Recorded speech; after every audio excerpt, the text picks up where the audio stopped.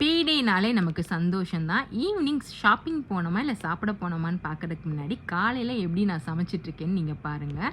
ஒரு அடுப்பில் குழம்பு, ஒரு அடுப்பில் பொரியல், அந்த மாதிரி தான் வந்து சமைச்சிட்டு இருப்பேன்.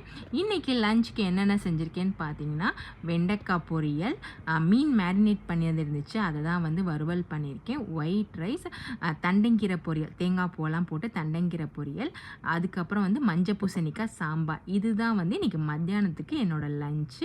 சூப்பரான லஞ்ச் தான். அதை முடிச்சுட்டு ஈவினிங் போல் எப்பவும் ஃப்ரெண்ட்ஸ் கூட வந்து போன இடம் தான் வந்து ஜெம்மு, ஜுராங்கீஸில் இருக்கிற ஜெம்முக்கு தான் போயிருந்தோம்.